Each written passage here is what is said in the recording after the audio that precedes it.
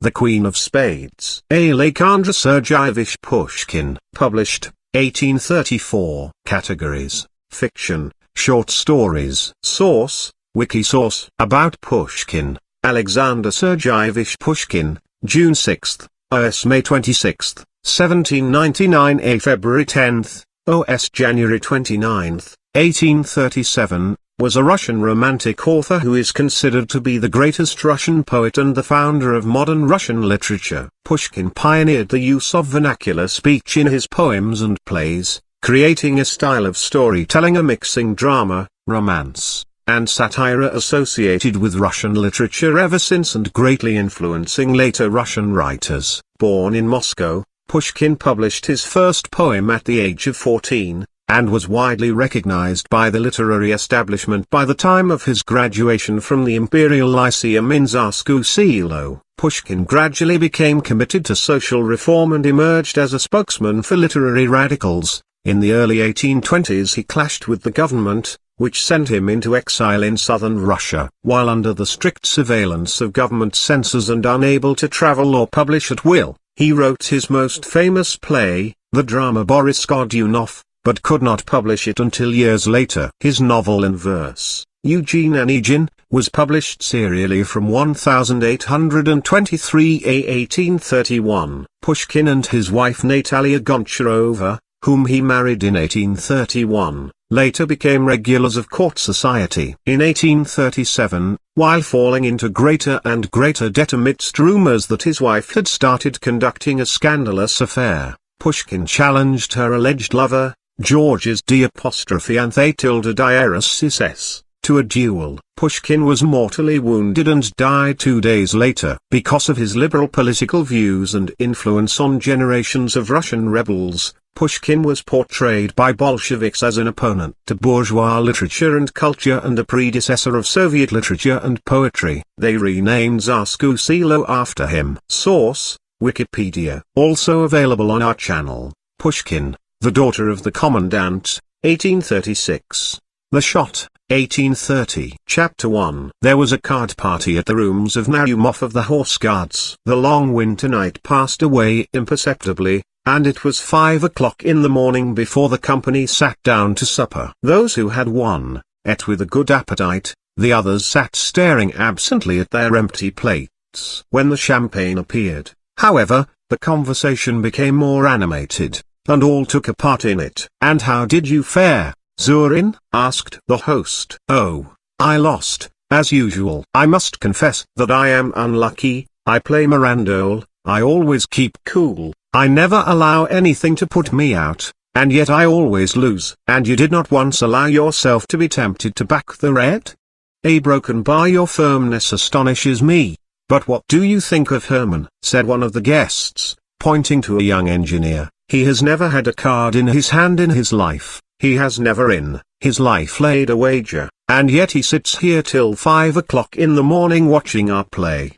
"Play interests me very much," said Herman, "but I am not in the position to sacrifice the necessary in the hope of winning the superfluous." "Herman is a German, he is economical, that is all," observed Tomsky.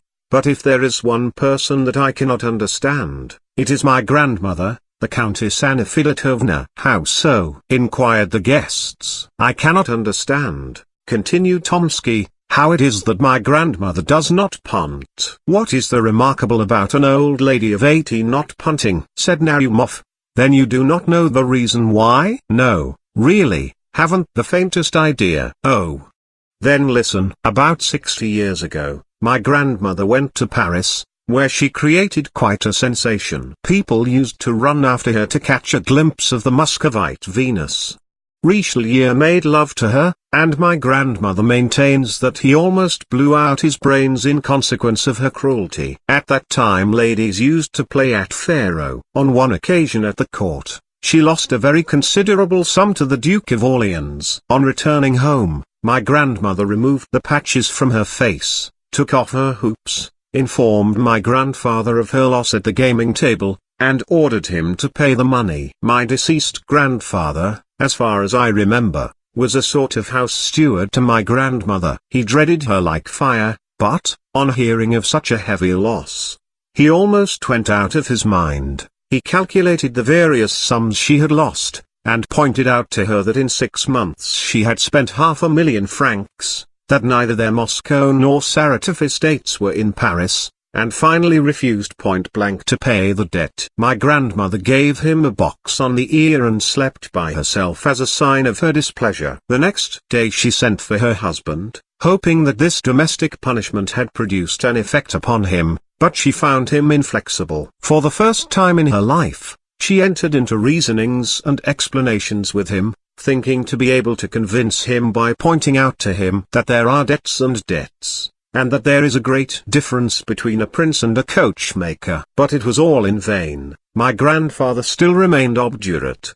But the matter did not rest there. My grandmother did not know what to do. She had shortly before become acquainted with a very remarkable man. You have heard of Count Street Germain, about whom so many marvelous stories are told. You know that he represented himself as the wandering Jew, as the discoverer of the elixir of life, of the philosopher's stone, and so forth. Some laughed at him as a charlatan, but Casanova, in his memoirs, says that he was a spy. But be that as it may, Street Germain, in spite of the mystery surrounding him, was a very fascinating person, and was much sought after in the best circles of society. Even to this day my grandmother retains an affectionate recollection of him, and becomes quite angry if anyone speaks disrespectfully of him. My grandmother knew that Street Germain had large sums of money at his disposal. She resolved to have recourse to him, and she wrote a letter to him asking him to come to her without delay. The queer old man immediately waited upon her and found her overwhelmed with grief. She described to him in the blackest colors the barbarity of her husband,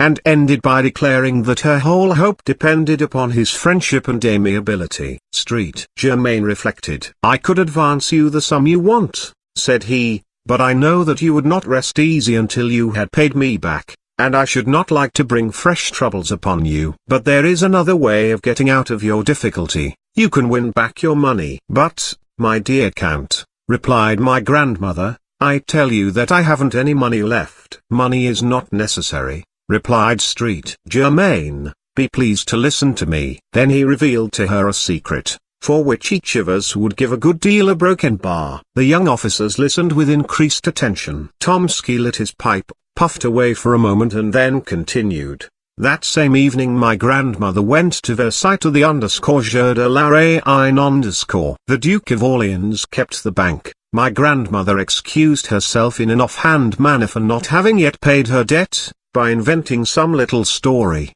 and then began to play against him. She chose 3 cards and played them one after the other, all 3 1_Sonico_, said of a card when it wins or loses in the quickest possible time, and my grandmother recovered every farthing that she had lost. "Mere chance," said one of the guests. "A tale," observed Herman. "Perhaps they were marked cards," said a third. "I do not think so," replied Tomsky gravely. "What?" said Naumov, "you have a grandmother who knows how to hit upon 3 lucky cards in succession, and you have never yet succeeded in getting the secret of it out of her?" "That's the deuce of it," replied Tomsky. "She had 4 sons, one of whom was my father. All 4 were determined gamblers, and yet not to one of them did she ever reveal her secret, although it would not have been a bad thing either for them or for me. But this is what I heard from my uncle, Count Ivan Ilyich, and he assured me, on his honor, that it was true." The late Chaplitsky, the same who died in poverty after having squandered millions once lost, in his youth, about 300,000 rubles at Azorij, if I remember rightly. He was in despair. My grandmother, who was always very severe upon the extravagance of young men, took pity, however, upon Chaplitsky. She gave him 3 cards, telling him to play them one after the other, at the same time exacting from him a solemn promise that he would never play at cards again as long as he lived. Chaplitsky then went to his victorious opponent, and they began a fresh game. On the first card he staked 50,000 rubles and 1_Sonico_. He doubled the stake and won again, till at last, by pursuing the same tactics, he won back more than he had lost, a broken bar. "But it is time to go to bed. It is 5:45 already." And indeed it was already beginning to dawn. The young men emptied their glasses and then took leave of each other. Chapter 2. The old Countess A was seated in her dressing room. In front of her, looking a glass. 3 waiting maids stood around her. One held a small pot of rouge, another a box of hairpins, and the third a tall can with bright red ribbons. The Countess had no longer the slightest pretensions to beauty, but she still preserved the habits of her youth, dressed in strict accordance with the fashion of 70 years before, and made as long and as careful a toilette as she would have done 60 years previously. Near the window, at an embroidery frame, sat a young lady, her ward. "Good morning, Grandmamma," said a young officer, entering the room. Bonjour, Mademoiselle Liza. "Grandmamma, I want to ask you something." "What is it, Paul?" "I want you to let me introduce one of my friends to you, and to allow me to bring him to the ball on Friday." "Bring him direct to the ball and introduce him to me there." "Were you at Bas yesterday?" "Yes, everything went off very pleasantly, and dancing was kept up until 5 o'clock. How charming Yeletskaya was!" "But, my dear, what is the charming about her? Isn't she like her grandmother, the Princess Daria Petrovna? By the way, she must be very old, the Princess Daria Petrovna." "How do you mean, old?" cried Tomsky thoughtlessly. "She died 7 years ago." The young lady raised her head and made a sign to the young officer. He then remembered that the old Countess was never to be informed of the death of any of her contemporaries, and he bit his lips. But the old Countess heard the news with the greatest indifference. "Dead," said she, "and I did not know it. We were appointed maids of honor at the same time, and when we were presented to the Empress a broken bar." And the Countess for the 100th time related to her grandson one of her anecdotes. "Come, Paul," said she, when she had finished her story, "help me to get up. Lizanka, where is my snuff box?" And the Countess with her 3 maids went behind a screen to finish her toilette. Tomsky was left alone with the young lady. "Who is the gentleman you wish to introduce to the Countess?" asked Lizaveta Ivanovna in a whisper. "Naumov. Do you know him?" "Number. Is he a soldier or a civilian?" "A soldier." "Is he in the engineers?" "No, in the cavalry." "What made you think that he was in the engineers?" The young lady smiled, but made no reply. "Paul," cried the Countess from behind the screen, "send me some new novel, only pray don't let it be one of the present-day style." "What do you mean, grandmother?" "That is, a novel, in which the hero strangles neither his father nor his mother, and in which there are no drowned bodies. I have a great horror of drowned persons. There are no such novels nowadays." "Would you like a Russian one?" "Are there any Russian novels?" "Send me one, my dear. Pray send me one." "Goodbye, grandmother, I am in a hurry." A broken bar. "Goodbye, Lizaveta Ivanovna." "What made you think that Naumov was in the engineers?" And Tomsky left the boudoir. Lizaveta Ivanovna was left alone. She laid aside her work and began to look out of the window. A few moments afterwards, at a corner house on the other side of the street, a young officer appeared. A deep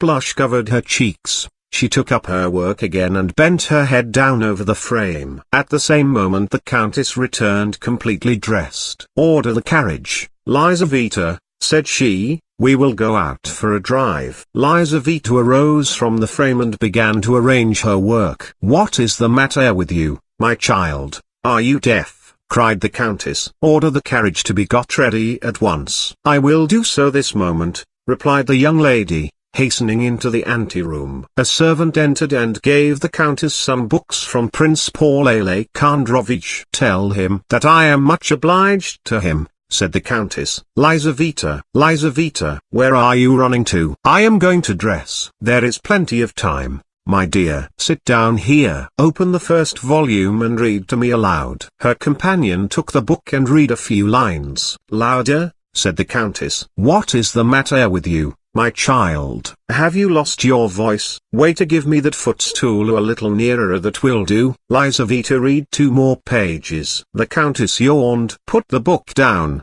said she. "What a lot of nonsense." "Send it back to Prince Paul with my thanks." A broken bar. "But where is the carriage?" "The carriage is ready," said Lizaveta, looking out into the street. "How is it that you are not dressed?" said the Countess. "I must always wait for you. It is intolerable." my dear." Liza hastened to her room. She had not been there 2 minutes before the Countess began to ring with all her might. The 3 waiting maids came running in at one door and the valet at another. "How is it that you cannot hear me when I ring for you?" said the Countess. "Tell Lizaveta Ivanovna that I am waiting for her." Lizaveta returned with her hat and cloak on. "At last you are here," said the Countess.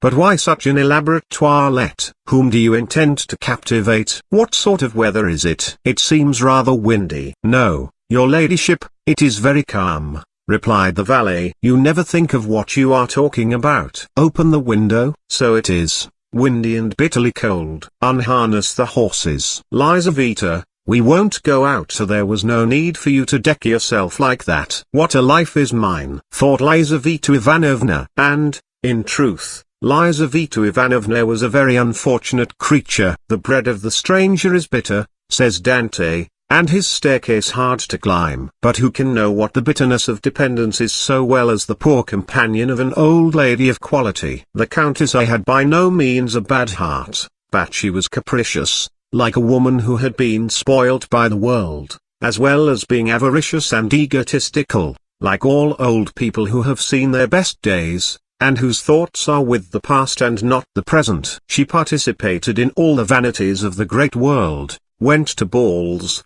where she sat in a corner, painted and dressed in old-fashioned style, like a deformed but indispensable ornament of the ballroom. All the guests on entering approached her and made a profound bow, as if in accordance with a set ceremony, but after that nobody took any further notice of her. She received the whole town at her house, and observed the strictest etiquette, although she could no longer recognize the faces of people. Her numerous domestics, growing fat and old in her antechamber and servants' hall, did just as they liked, and vied with each other in robbing the aged Countess in the most barefaced manner. Lizaveta Ivanovna was the martyr of the household. She made tea, and was reproached with using too much sugar. She read novels aloud to the Countess, and the faults of the author were visited upon her head. She accompanied the Countess in her walks, and was held answerable for the weather or the state of the pavement. A salary was attached to the post, but she very rarely received it, although she was expected to dress like everybody else, that is to say, like very few indeed. In society she played the most pitiable role. Everybody knew her, and nobody paid her any attention. At balls she danced only when a partner was wanted, and ladies would only take hold of her arm when it was necessary to lead her out of the room to attend to their dresses. She was very self-conscious, and felt her position keenly, and she looked about her with impatience for a deliverer to come to her rescue, but the young men, calculating in their giddiness, honored her with but very little attention, although Lizaveta Ivanovna was 100 times prettier than the barefaced and cold-hearted marriageable girls around whom they hovered. Many a time did she quietly slink away from the glittering but wearisome drawing-room, to go and cry in her own poor little room, in which stood a screen, a chest of drawers, a looking-glass and a painted bedstead, and where a tallow candle burnt feebly in a copper candlestick. One morning this was about 2 days after the evening party described at the beginning of this story,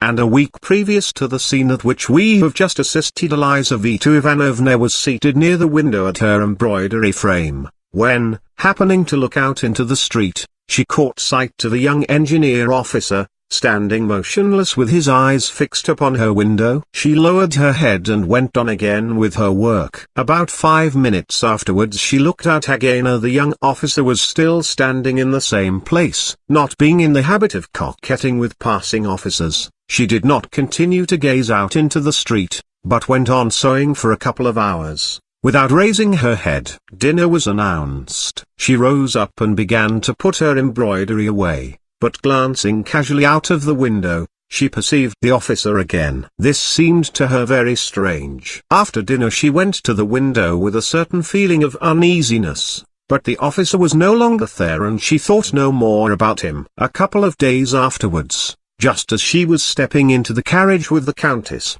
she saw him again. He was standing close behind the door, with his face half concealed by his fur collar, but his dark eyes sparkled beneath his cap. Lizaveta felt alarmed, though she knew not why. and she trembled as she seated herself in the carriage. On returning home, she hastened to the window where the officer was standing in his accustomed place, with his eyes fixed upon her. She drew back, a prey to curiosity and agitated by a feeling which was quite new to her. From that time forward not a day passed without the young officer making his appearance under the window at the customary hour, and between him and her there was established a sort of mute acquaintance. Sitting in her place at work, she used to feel his approach, and raising her head, she would look at him longer and longer each day. The young man seemed to be very grateful to her. She saw with the sharp eye of youth, how a sudden flush covered his pale cheeks each time that their glances met. After about a week she commenced to smile at him a broken bar. When Tomsky asked permission of his grandmother the Countess to present one of his friends to her, the young girl's heart beat violently, but hearing that Naumov was not an engineer, she regretted that by her thoughtless question, she had betrayed her secret to the volatile Tomsky. Hermann was the son of a German who had become a naturalized Russian, and from whom he had inherited a small capital. Being firmly convinced of the necessity of preserving his independence, Hermann did not touch his private income, but lived on his pay, without allowing himself the slightest luxury. Moreover, he was reserved and ambitious, and his companions rarely had an opportunity of making merry at the expense of his extreme parsimony. He had strong passions and an ardent imagination, but his firmness of disposition preserved him from the ordinary errors of young men. Thus, though a gamester at heart, he never touched a card, for he considered his position did not allow him as he said to risk the necessary in the hope of winning the superfluous, yet he would sit for nights together at the card table and follow with feverish anxiety the different turns of the game. The story of the three cards had produced a powerful impression upon his imagination, and all night long he could think of nothing else. If, he thought to himself the following evening, as he walked along the streets of St. Petersburg, if the old Countess would but reveal her secret to me. If she would only tell me the names of the three winning cards. Why should I not try my fortune? I must get introduced to her and win her favor, become her lover. A broken bar, but all that will take time, and she is 87 years old. She might be dead in a week, in a couple of days even. A broken bar, but the story itself, can it really be true? A broken bar, no. Economy, temperance and industry, those are my three winning cards. By means of them I shall be able to double my capital or increase it sevenfold, and procure for myself ease and independence. Musing in this manner, he walked on until he found himself in one of the principal streets of St. Petersburg, in front of a house of antiquated architecture. The street was blocked with equipages. Carriages one after the other drew up in front of the brilliantly illuminated doorway. At one moment there stepped out onto the pavement the well-shaped little foot of some young beauty, at another the heavy boot of a cavalry officer, and then the silk stockings and shoes of a member of the diplomatic world. Furs and cloaks passed in rapid succession before the gigantic porter at the entrance. Hermann stopped. "Whose house is this?" he asked of the watchman at the corner. "The Countess A.S." replied the watchman. Hermann started. The strange story of the three cards again presented itself to his imagination. He began walking up and down before the house, thinking of its owner and her strange secret. Returning late to his modest lodging, he could not go to sleep for a long time, and when at last he did doze off, he could dream of nothing but cards, green tables, piles of banknotes and heaps of ducats. He played one card after the other, winning uninterruptedly, and then he gathered up the gold and filled his pockets with the notes. When he woke up late the next morning, beside over the loss of his imaginary wealth, and then sallying out into the town, he found himself once more in front of the Countess's residence. Some unknown power seemed to have attracted him thither. He stopped and looked up at the windows. At one of these he saw a head with luxuriant black hair, which was bent down probably over some book or an embroidery frame. The head was raised. Hermann saw a fresh complexion and a pair of dark eyes. That moment decided his fate. Chapter 3. Lizaveta Ivanovna had scarcely taken off her hat and cloak, when the Countess sent for her and again ordered her to get the carriage ready. The vehicle drew up before the door, and they prepared to take their seats. Just at the moment when two footmen were assisting the old lady to enter the carriage, Lizaveta saw her engineer standing close beside the wheel. He grasped her hand. Alarm caused her to lose her presence of mind, and the young man disappeared, but not before he had left a letter between her fingers. She concealed it in her glove, and during the whole of the drive she neither saw nor heard anything. It was the custom of the Countess, when out for an airing in her carriage, to be constantly asking such questions as, "Who was that person that met us just now? What is the name of this bridge? What is written on that signboard?" On this occasion, however, Lizaveta returned such vague and absurd answers, that the Countess became angry with her. "What is the matter with you, my dear?" she exclaimed. "Have you taken leave of your senses, or what is it? Do you not hear me or understand what I say? A broken bar, heaven be thanked, I am still in my right mind and speak plainly enough." Lizaveta Ivanovna did not hear her. On returning home she ran to her room, and drew the letter out of her glove. It was not sealed. Lizaveta read it. The letter contained a declaration of love. It was tender, respectful, and copied word for word from a German novel. But Lizaveta did not know anything of the German language, and she was quite delighted. For all that, the letter caused her to feel exceedingly uneasy. For the first time in her life she was entering into secret and confidential relations with a young man. His boldness alarmed her. She reproached herself for her imprudent behavior, and knew not what to do. Should she cease to sit at the window and, by assuming an appearance of indifference towards him, put a check upon the young officer's desire for further acquaintance with her? Should she send his letter back to him, or should she answer him in a cold and decided manner? There was nobody to whom she could turn in her perplexity, for she had neither female friend nor adviser. Broken bar. At length she resolved to reply to him. She sat down at her little writing table, took pen and paper, and began to think. Several times she began her letter, and then tore it up. The way she had expressed herself seemed to her either too inviting or too cold and decisive. At last she succeeded in writing a few lines with which she felt satisfied. "I am convinced," she wrote, "that your intentions are honorable, and that you do not wish to offend me by any imprudent behavior, but our acquaintance must not begin in such a manner. I return you your letter, and I hope that I shall never have any cause to complain of this undeserved slight." The next day, as soon as Hermann made his appearance, Lizaveta rose from her embroidery, went into the drawing-room, opened the ventilator and threw the letter into the street, trusting that the young officer would have the perception to pick it up. Hermann hastened forward, picked it up and then repaired to a confectioner's shop. Breaking the seal of the envelope, he found inside it his own letter and Lizaveta's reply. He had expected this, and he returned home, his mind deeply occupied with his intrigue. 3 days afterwards, a bright-eyed young girl from a milliner's establishment brought Lizaveta a letter. Lizaveta opened it with great uneasiness, fearing that it was a demand for money, when suddenly she recognized Hermann's handwriting. "You have made a mistake, my dear," said she, "this letter is not for me." "Oh, yes, it is for you," replied the girl, smiling very knowingly. "Have the goodness to read it." Lizaveta glanced at the letter. Hermann requested an interview. "It cannot be," she cried, alarmed at the audacious request, and the manner in which it was made. "This letter is certainly not for me." And she tore it into fragments. "If the letter was not for you, why have you torn it up?" said the girl. "I should have given it back to the person who sent it." "Be good enough, my dear," said Lizaveta, disconcerted by this remark, "not to bring me any more letters for the future, and tell the person who sent you that he ought to be ashamed.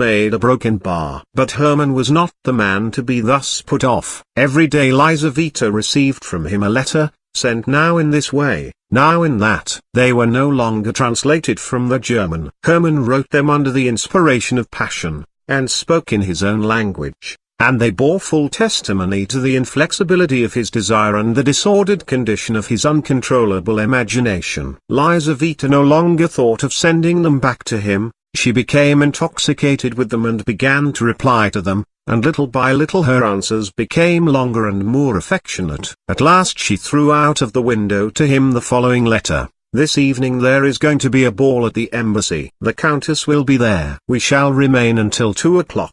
You have now an opportunity of seeing me alone. As soon as the Countess is gone, the servants will very probably go out, and there will be nobody left but the Swiss, but he usually goes to sleep in his lodge. Come about 11:30, walk straight upstairs. If you meet anybody in the ante-room, ask if the Countess is at home. You will be told no, in which case there will be nothing left for you to do but to go away again. But it is most probable that you will meet nobody. The maid-servants will all be together in one room. On leaving the ante-room, turn to the left, and walk straight on until you reach the Countess's bedroom. In the bedroom, behind a screen, you will find 2 doors. The one on the right leads to a cabinet, which the Countess never enters. The one on the left leads to a corridor, at the end of which is a little winding staircase. This leads to my room. Hermann trembled like a tiger, as he waited for the appointed time to arrive. At 10 o'clock in the evening he was already in front of the Countess's house. The weather was terrible,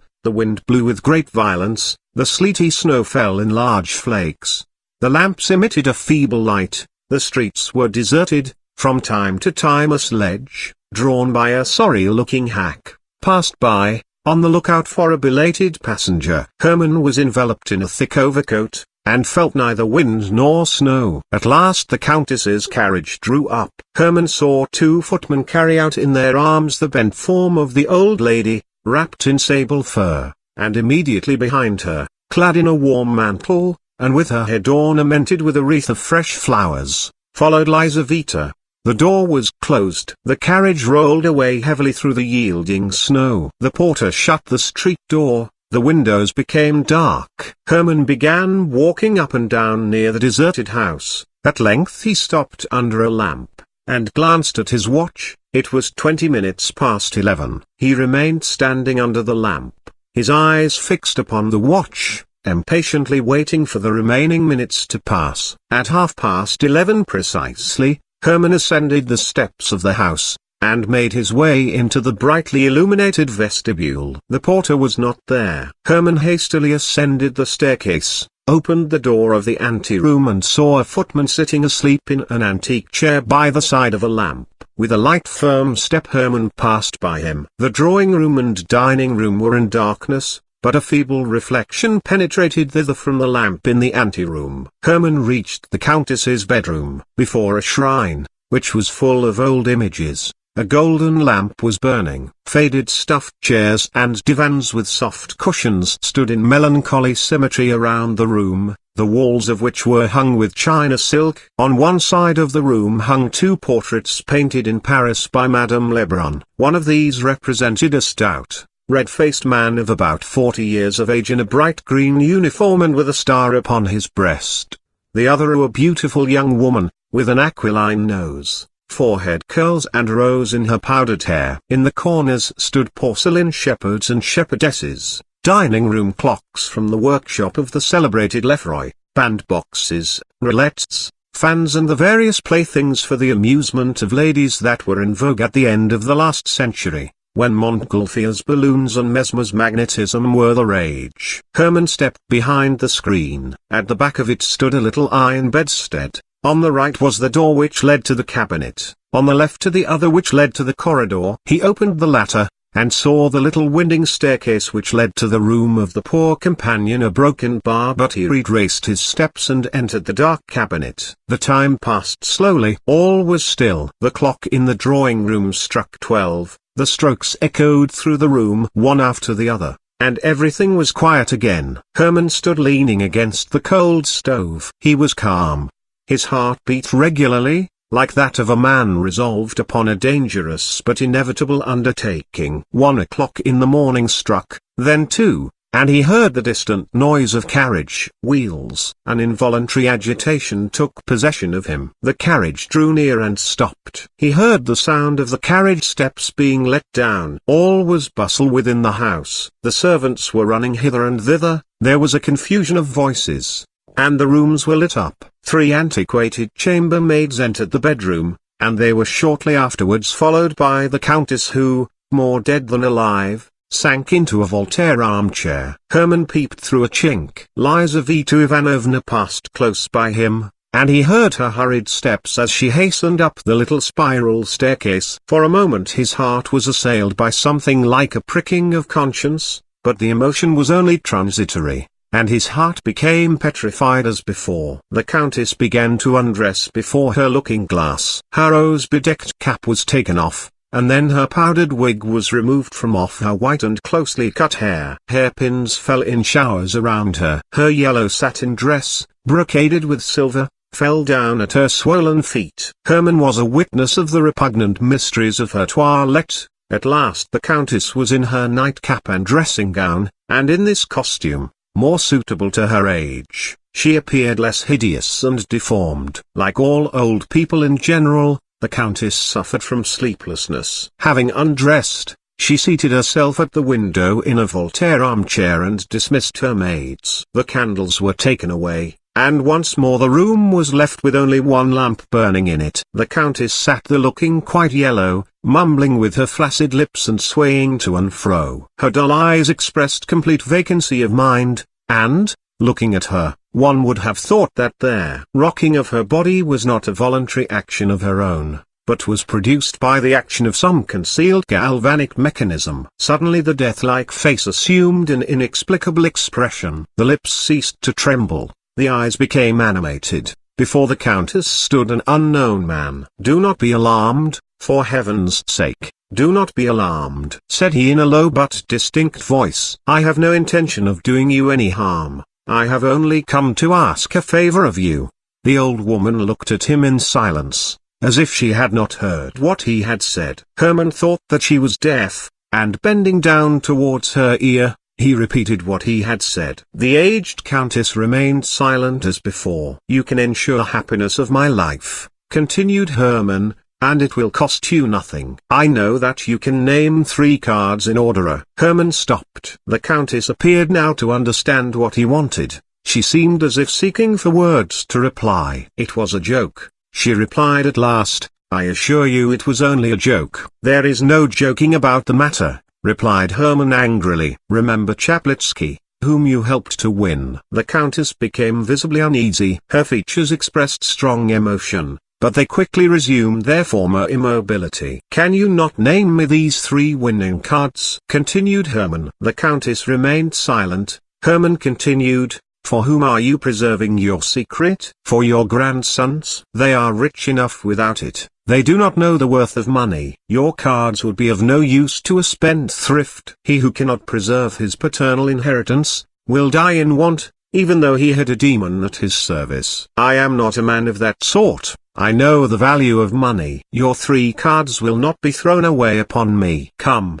A broken bar." He paused and tremblingly awaited her reply. The Countess remained silent. Herman fell upon his knees. "If your heart has ever known the feeling of love," said he, "if you remember its rapture, if you have ever smiled at the cry of your newborn child, if any human feeling has ever entered into your breast, I entreat you by the feelings of a wife, a lover, a mother, by all that is most sacred in life, not to reject my prayer. Reveal to me your secret. Of what use is it to you?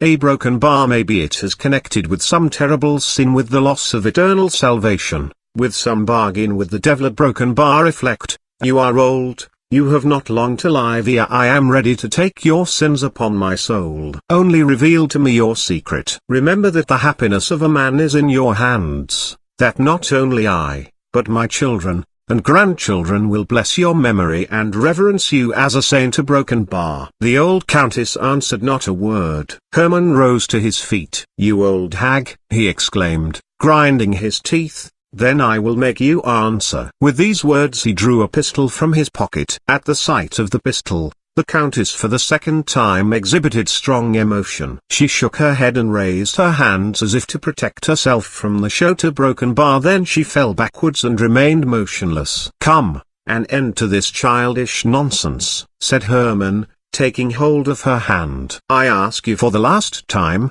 will you tell me the names of your 3 cards? Or will you not?" The Countess made no reply. Herman perceived that she was dead. Chapter 4. Lizaveta Ivanovna was sitting in her room, still in her ball dress, lost in deep thought. On returning home, she had hastily dismissed the chambermaid who very reluctantly came forward to assist her, saying that she would undress herself, and with a trembling heart had gone up to her own room, expecting to find Hermann there, but yet hoping not to find him. At the first glance she convinced herself that he was not there, and she thanked her fate for having prevented him keeping the appointment. She sat down without undressing, and began to recall to mind all the circumstances which in so short a time had carried her so far. It was not 3 weeks since the time when she first saw the young officer from the window, and yet she was already in correspondence with him, and he had succeeded in inducing her to grant him a nocturnal interview. She knew his name only through his having written it at the bottom of some of his letters.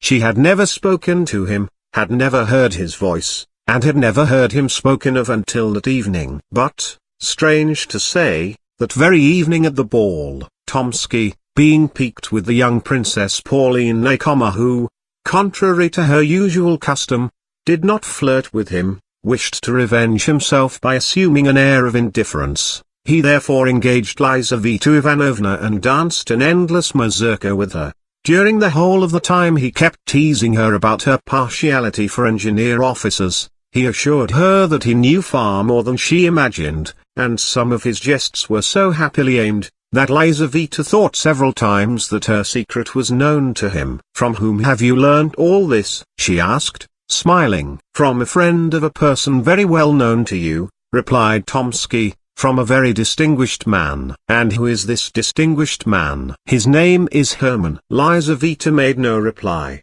but her hands and feet lost all sense of feeling. "This Hermann," continued Tomsky, "is a man of romantic personality. He has the profile of a Napoleon, and the soul of a Mephistopheles. I believe that he has at least 3 crimes upon his conscience." A broken bar. "How pale you have become." "I have a headache." A broken bar. "But what did this Hermann, or whatever his name might tell you?" "Hermann is very much dissatisfied with his friend. He says that in his place he would act very differently." A broken bar. "I even think that Hermann himself has designs upon you. At least, he listens very attentively to all that his friend has to say about you." "And where has he seen me?" "In church, perhaps, or on the paradia. God alone knows where. It may have been in your room, while you were asleep, for there is nothing that here." 3 ladies approaching him with the question, _oubli ou regret _ interrupted the conversation, which had become so tantalizingly interesting to Lizaveta. The lady chosen by Tomsky was the Princess Pauline herself. She succeeded in effecting a reconciliation with him during the numerous turns of the dance,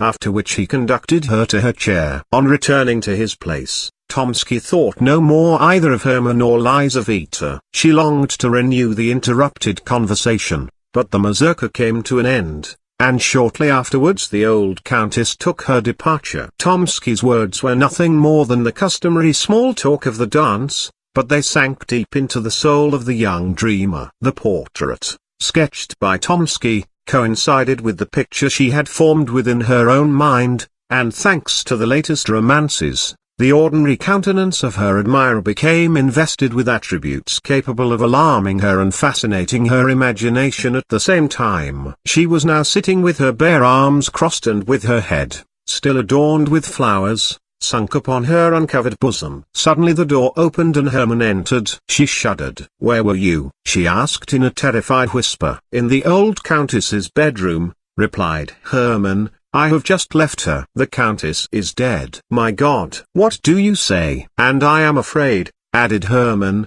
"that I am the cause of her death." Lizaveta looked at him, and Tomsky's words found an echo in her soul. This man has at least 3 crimes upon his conscience. Hermann sat down by the window near her, and related all that had happened. Lizaveta listened to him in terror. So all those passionate letters, those ardent desires, this bold obstinate pursuit, all this was not love. Money, that was what his soul yearned for. She could not satisfy his desire and make him happy. The poor girl had been nothing but the blind tool of a robber, of the murderer of her aged benefactress.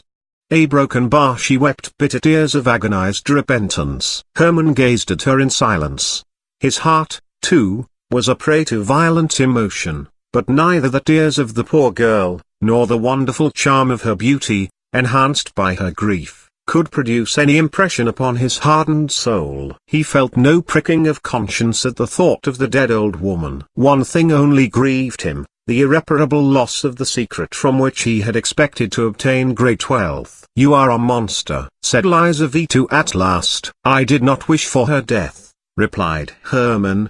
"My pistol was not loaded." Both remained silent. The day began to dawn. Liza extinguished her candle. A pale light illumined her room. She wiped her tear-stained eyes and raised them towards Hermann. He was sitting near the window, with his arms crossed and with a fierce frown upon his forehead. In this attitude he bore a striking resemblance to the portrait of Napoleon. This resemblance struck Liza even. "How shall I get you out of the house?" said she at last. "I thought of conducting you down the secret staircase. But in that case it would be necessary to go through the Countess's bedroom, and I am afraid. Tell me how to find this secret staircase. I will go alone." Liza arose, took from her drawer a key, handed it to Hermann and gave him the necessary instructions. Hermann pressed her cold, limp hand, kissed her bowed head, and left the room. He descended the winding staircase, and once more entered the Countess's bedroom. The dead old lady sat as if petrified. Her face expressed profound tranquility. Hermann stopped before her, and gazed long and earnestly at her, as if he wished to convince himself of the terrible reality. At last he entered the cabinet, felt behind the tapestry for the door, and then began to descend the dark staircase, filled with strange emotions. "Down this very staircase," thought he, "perhaps coming from the very same room, and at this very same hour 60 years ago, there may have glided, in an embroidered coat,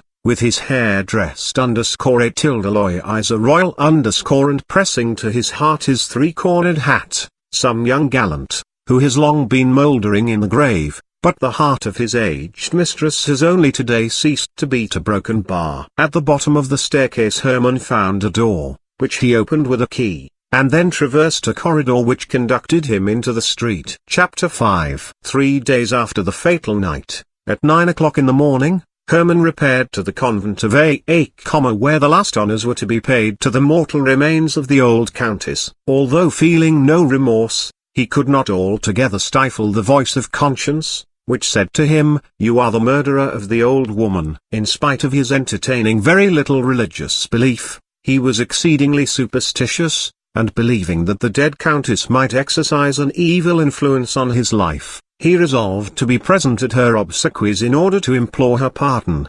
The church was full. It was with difficulty that Hermann made his way through the crowd of people. The coffin was placed upon a rich catafalque beneath a velvet baldachin. The deceased countess lay within it, with her hands crossed upon her breast, with a lace cap upon her head and dressed in a white satin robe. Around the catafalque stood the members of her household, the servants in black kaftans with armorial ribbons upon their shoulders, and candles in their hands, the relatives, children, grandchildren, and great-grandchildren in deep mourning. Nobody wept. Tears would have been an affectation. The countess was so old, that her death could have surprised nobody, and her relatives had long looked upon her as being out of the world. A famous preacher pronounced the funeral sermon. In simple and touching words he described the peaceful passing away of the righteous, who had passed long years in calm preparation for a Christian end.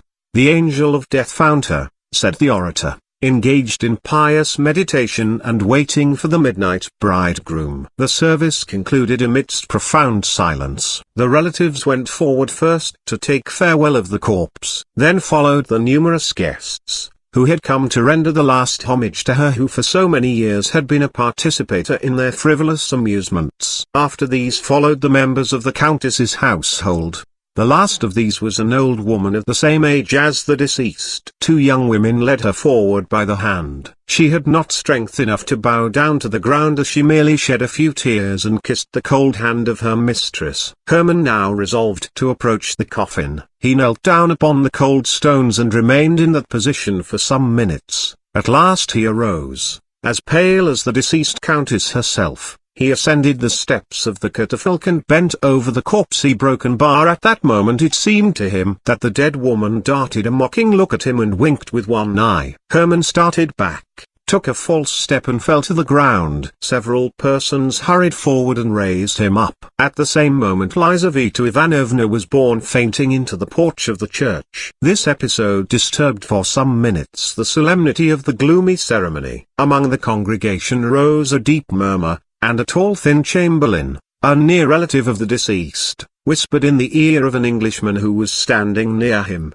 that the young officer was a natural son of the Countess. To which the Englishman coldly replied, "Oh." During the whole of that day, Hermann was strangely excited. Repairing to an out-of-the-way restaurant to dine, he drank a great deal of wine, contrary to his usual custom, in the hope of deadening his inward agitation. But the wine only served to excite his imagination still more. On returning home, he threw himself upon his bed without undressing, and fell into a deep sleep. When he woke up it was already night, and the moon was shining into the room. He looked at his watch, it was 2:45. Sleep had left him. He sat down upon his bed and thought of the funeral of the old Countess. At that moment somebody in the street looked in at his window, and immediately passed on again. Hermann paid no attention to this incident. A few moments afterwards he heard the door of his ante-room open. Hermann thought that it was his orderly, drunk as usual, returning from some nocturnal expedition. But presently he heard footsteps that were unknown to him. Somebody was walking softly over the floor in slippers. The door opened, and a woman dressed in white entered the room. Hermann mistook her for his old nurse, and wondered what could bring her there at that hour of the night. But the white woman glided rapidly across the room and stood before him, and Hermann recognized the Countess. "I have come to you against my wish," she said in a firm voice, "but I have been ordered to grant your request. 3, 7, ace, will win for you if played in succession, but only on these conditions, that you do not play more than one card in 24 hours, and that you never play again during the rest of your life. I forgive you my death, on condition that you marry my companion, Lizaveta Ivanovna." With these words she turned round very quietly, walked with a shuffling gait towards the door and disappeared. Hermann heard the street door open and shut, and again he saw someone look in at him through the window. For a long time Hermann could not recover himself. He then rose up and entered the next room. His orderly was lying asleep upon the floor,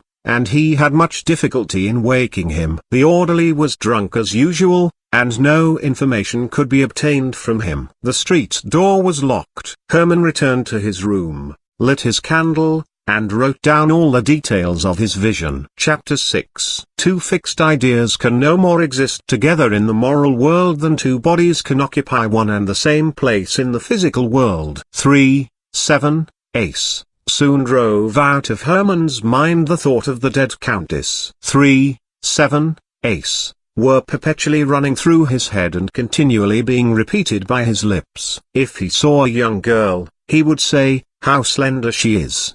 Quite like the 3 of hearts. If anybody asked, "What is the time?" he would reply, 5 minutes to 7. Every stout man that he saw reminded him of the ace. 3, 7, ace haunted him in his sleep, and assumed all possible shapes. The 3s bloomed before him in the forms of magnificent flowers, the 7s were represented by Gothic portals, and the aces became transformed into gigantic spiders. One thought alone occupied his whole mind: to make a profitable use of the secret which he had purchased so dearly. He thought of applying for a furlough so as to travel abroad. He wanted to go to Paris and tempt fortune in some of the public gambling houses that abounded there. Chance spared him all this trouble. There was in Moscow a society of rich gamesters, presided over by the celebrated Cheklinsky, who had passed all his life at the card table and had amassed millions, accepting bills of exchange for his winnings and paying his losses in ready money. His long experience secured for him the confidence of his companions,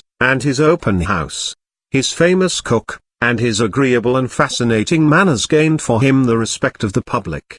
He came to St. Petersburg. The young men of the capital flocked to his rooms, forgetting balls for cards, and preferring the emotions of Pharaoh to the seductions of flirting. Naumov conducted Herman to Cheklinski's residence. They passed through a suite of magnificent rooms, filled with attentive domestics. The place was crowded, generals and privy councillors were playing at whist, young men were lolling carelessly upon the velvet-covered sofas, eating ices and smoking pipes. In the drawing-room, at the head of a long table, around which were assembled about a score of players, sat the master of the house keeping the bank. He was a man of about 60 years of age, of a very dignified appearance.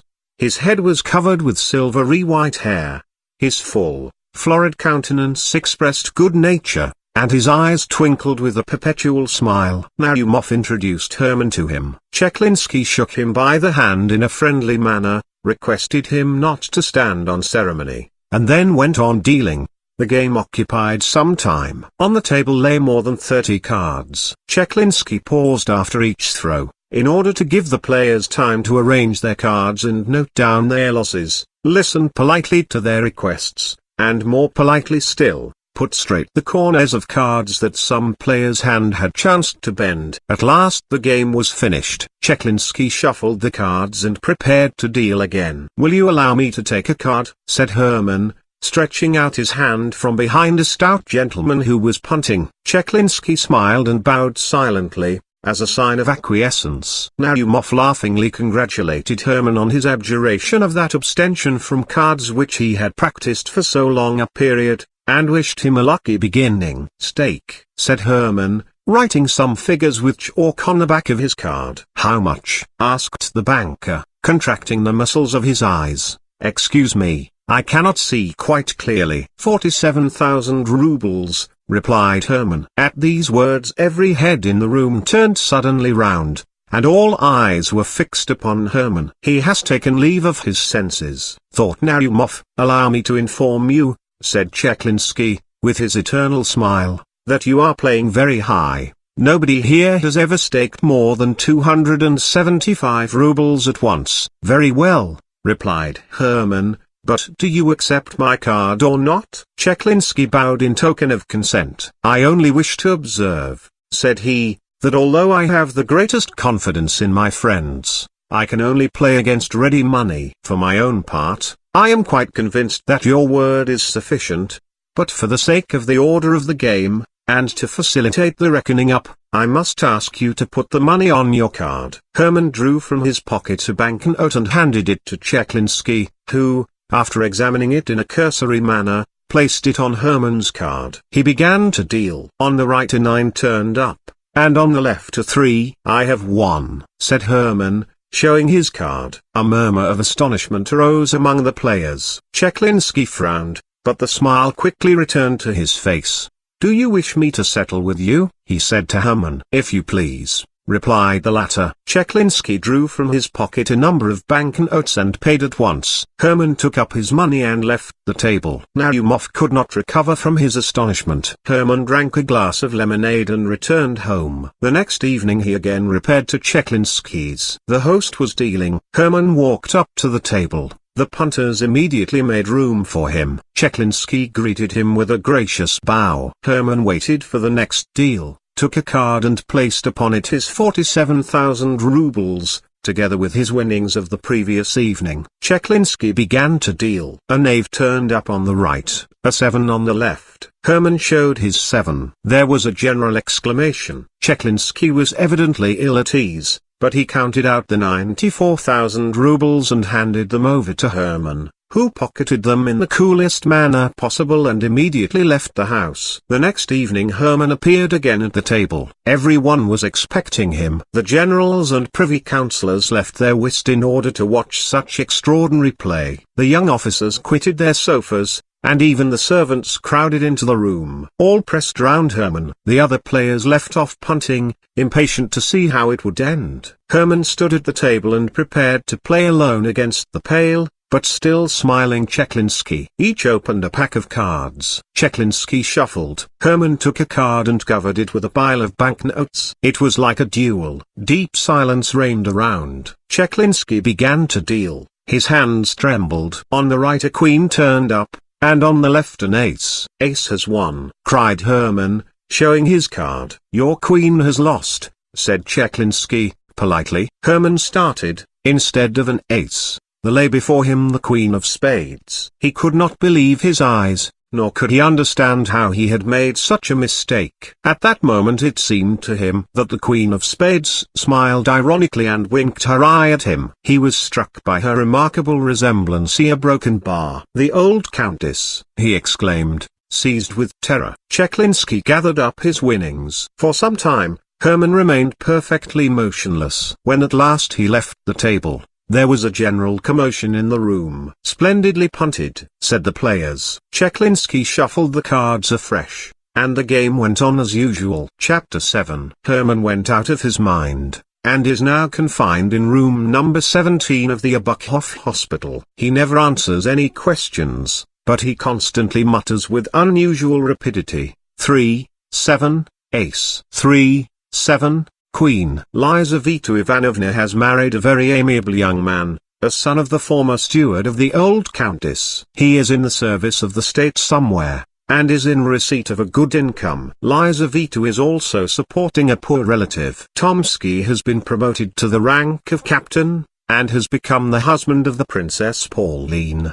The end. Thank you for listening. Free Audiobooks channel. If you like the audiobook, please do not forget to click like and subscribe buttons.